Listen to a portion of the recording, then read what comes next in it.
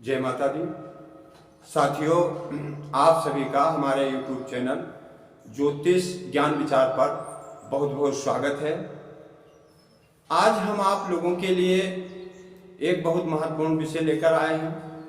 आप लोग हमारा वीडियो अंत तक देखें और जिन लोगों ने अभी तक सब्सक्राइब नहीं किया है वो इसे सब्सक्राइब अवश्य कर लें, ताकि हमारा हर वीडियो आप लोगों तक आसानी से पहुंचता रहे। तो साथियों, आज का विषय है मूल नक्षत्र।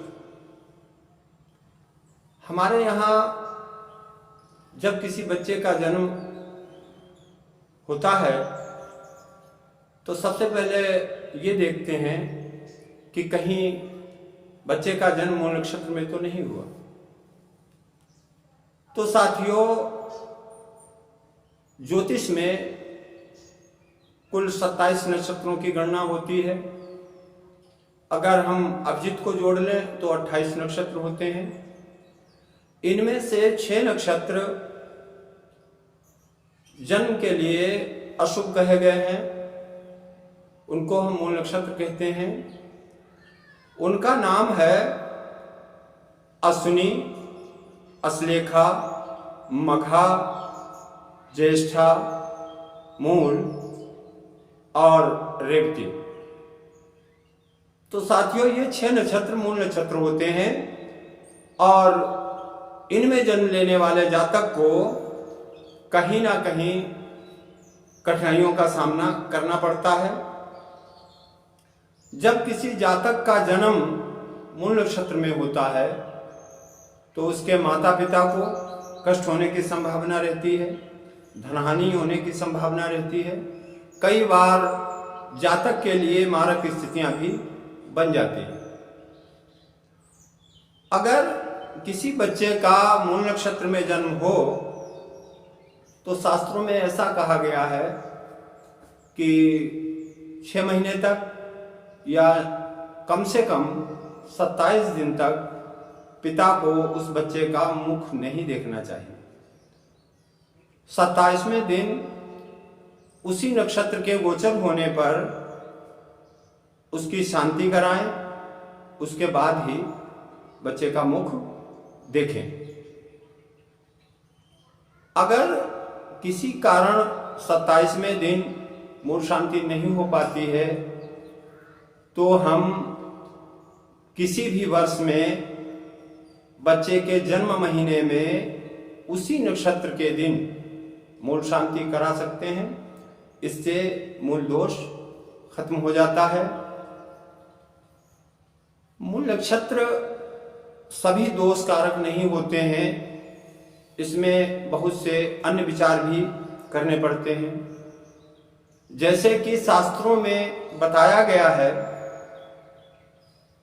कि वर्ष में 12 महीने होते हैं तो 4 महीने मूल का वास भिन्न भिन्न स्थानों पर रहता है। फाल्गुन, ज्येष्ठ, वैशाख और मार्गशीर्ष के महीने में मूल नक्षत्रों का वास पाताल में कहा गया है। आषाढ़, अश्विनी, माघ तथा भाद्रपद के महीनों में मूल का वास स्वर्ग में होता है। तो साथियों, जब मूल का वास पाताल में हो या स्वर्ग में हो तो उसका दोष नहीं होता है, अर्थात मूल नक्षत्र का प्रभाव ना के बराबर होता है। लेकिन 4 महीनों में श्रावण, कार्तिक, चैत्र और पोष माह में मूल का वास मृत्युलोक में होता है। अतः इन महीनों में जन्म लेने वाले जातक का यदि मूल नक्षत्र है तो उसका विशेष उपचार, शांति कराना अत्यावश्यक होता है। अब आगे देखते हैं, ये तो मूल वास था। आगे देखते हैं कि किन किन तिथि और दिनों में मूल का प्रभाव दोषकारक होता है। तो साथियों, तृतीया तिथि, दशमी तिथि, षष्ठी तिथि, इन तिथियों में अगर मूल नक्षत्र है और मंगलवार या शनिवार का दिन है तो ये ज्यादा घातक होता है। इसके अतिरिक्त अगर शुक्ल पक्ष की चतुर्दशी है और मूल नक्षत्र है तब भी अरिष्टकारी प्रभाव ज्यादा होता है। इसलिए जब किसी जातक का मूल नक्षत्र में जन्म हो तो उसके माता पिता को चाहिए कि वो इसकी शांति अवश्य कराएं। हालांकि मूल नक्षत्र में जन्म लेने वाला बालक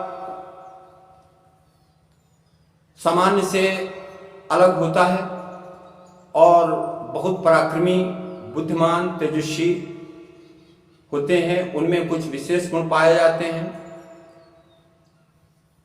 साथियों, हम जानते हैं कि महाकवि तुलसीदास जी का जन्म मूल नक्षत्र में हुआ था और इनके माता पिता ने इनका परित्याग कर दिया था, लेकिन कालांतर में वो विश्व विख्यात हुए और भगवान श्री राम जी के कलयुग में दर्शन किए, ऐसा लोग कहते हैं। तो ऐसा नहीं है कि मूल नक्षत्र में जन्म लेने वाला बालक दुर्भाग्यशाली होता हो, लेकिन कुछ नक्षत्रों का प्रभाव होता है, इसलिए उनकी शांति कराना आवश्यक होता है। साथियों, किस नक्षत्र का कौन सा चरण नुकसान करता है ये हम आपको बताएंगे। अश्लेखा नक्षत्र का प्रथम चरण शुभ होता है, ये संपत्तिदायक होता है। दूसरा चरण अश्लेखा का धनहानि करता है और तृतीय चरण पिता के लिए अरिष्ट होता है तथा चौथा चरण माता के लिए अरिष्ट होता है। मतलब अश्लेखा नक्षत्र में अगर किसी बालक का प्रथम चरण में जन्म हो तो वो भाग्यवान होता है। अगर अश्लेखा के तृतीय चरण में जन्म हो तो उसके पिता के लिए अरिष्टकारी योग बनता है। इसी प्रकार मघा नक्षत्र में प्रथम चरण में अगर जन्म होता है तो माता के लिए कष्टप्रद होता है, द्वितीय चरण में पिता के लिए कष्टप्रद होता है और तृतीय चरण, चतुर्थ चरण, ये दोनों चरण सुख संपत्तिदायक होते हैं। ज्येष्ठा नक्षत्र का प्रथम चरण बड़े भाई के लिए अनिष्टकारी होता है, द्वितीय चरण छोटे भाई के लिए अनिष्टकारी होता है, तृतीय चरण माता के लिए अरिष्ट होता है और चतुर्थ चरण स्वयं जातक के लिए घातक होता है।